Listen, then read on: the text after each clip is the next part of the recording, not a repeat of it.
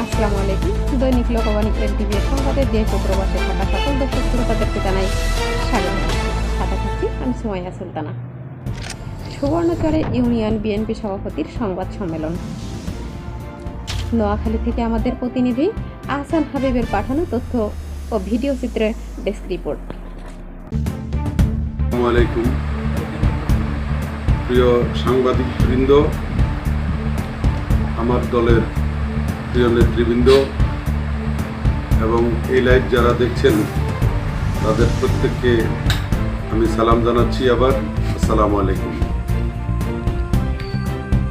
আজকে বিশেষ কারণে আমি আমার প্রিয় সাংবাদিক বন্ধুদেরকে এখানে ডেকেছি। সেই সাথে আমার দলের কিছু নেতা কর্মীও এখানে উপস্থিত হয়েছেন।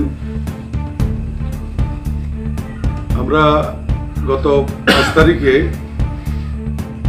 রাজনৈতিক পট পরিবর্তনের পর থেকে আমরা এখানে আমাদের মোহাম্মদপুর ইউনিয়নে শান্তিপূর্ণ সহাবস্থান নিশ্চিত করার লক্ষ্যে আমাদের প্রিয় নেতা আলহাজ মোহাম্মদ শাহজাহানের নির্দেশে আমরা অক্লান্ত পরিশ্রম করে এই মোহাম্মদপুরের পরিবেশ শান্ত রাখার আপ্রাণ চেষ্টা করেছি।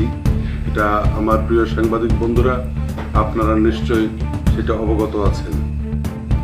উপজেলা প্রশাসন, ইউনো মহোদয় এবং ওসি মহোদয় ওনারা মোহাম্মদপুরের নেতৃবৃন্দকে, বিশেষ করে বিএনপির নেতৃবৃন্দকে আন্তরিক ধন্যবাদ জানিয়েছেন।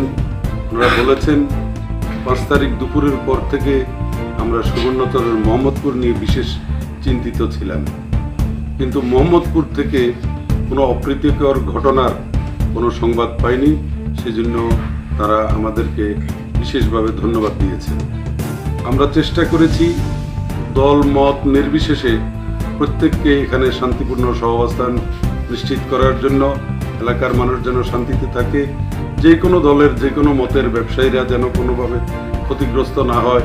এটা আপনারা আপনাদের মিডিয়ার মাধ্যমে নিশ্চয়ই খবর পেয়েছেন, মানুষ কিভাবে শান্তিপূর্ণভাবে সকলে মিলেমিশে একসাথে আছে। আমার জানা মতে 5 তারিখ পট পরিবর্তনের পরে রাজনৈতিক কারণে কাউকে একটা চট থাপ্পড় দেওয়া হয়েছে, এর কোনো ঘটনা ঘটেনি। সেজন্য আমি আমার দলের প্রত্যেক ইউনিটের নেতৃবৃন্দকে আন্তরিকভাবে ধন্যবাদ এবং কৃতজ্ঞতা জানাচ্ছি।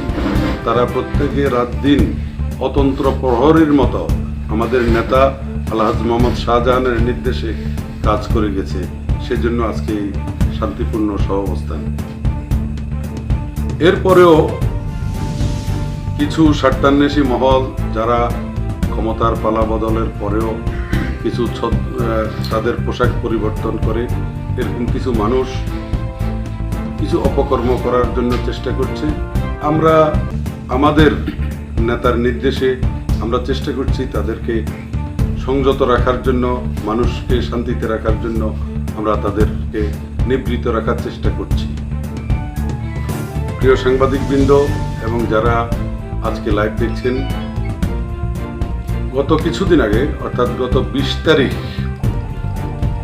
আমাদের ইউনিয়নের দক্ষিণ পাশে মেঘনা নদীতে একটা বালিভর্তি জাহাজ, যেটা বলখেড নামে পরিচিত, বলখেড জাহাজটি নদীর নাব্যতার কারণে এখানে চরে আটকা পড়ে। আটকা পড়ার পরে আমরা যতদূর জেনেছি 22-23 তারিখের দিকে শুনেছি যে এখানে একটা জাহাজ আটকা পড়েছে, এইটুকুই। 25 তারিখ দুপুরবেলা আমাদের প্রিয় নেতা, এই অঞ্চলের মাটিও মানুষের নেতা, সুবর্ণচর এবং সদরের উন্নয়নের উপকার, সুবর্ণচরের স্বপ্নদ্রষ্টা এবং সুবর্ণচর বাস্তবায়নের একমাত্র কৃতিত্বের দাবিদার আলহাজ মোহাম্মদ শাহজাহান সাহেব আমাকে ফোন করে বলেন যে তোমার এলাকায় একটা জাহাজ ডাকাতি হয়েছে। আমি বললাম, ভাই এরকম কোনো খবর তো আমার কাছে নাই। বলে যে 3-4 দিন আগের ঘটনা। বললাম 3-4 দিন আগে একটা জাহাজ এখানে আটকা পড়েছে, আমরা যতদূর জানি নদীর নাব্যতার কারণে। জাহাজ ডাকাতি হয়েছে শুনি নেই। তিনি আমাকে বললেন যে মালিক পক্ষ ওনার সাথে যোগাযোগ করেছে, মালিক পক্ষের একজন লোক আমার সাথে দেখা করবেন অথবা যোগাযোগ করবেন, আমি যেন তাকে তার এই ডাকাতি মালামালগুলি উদ্ধার করার সর্বাত্মক সহযোগিতা করি। ওনার সাথে কথা বলার শেষে 10-15 মিনিট পরে মালিক পক্ষের একজন লোক আসলাম মির্জা নামে উনি আমাকে ফোন দেন। ফোন দিয়ে উনি ঘটনার বিস্তারিত জানান।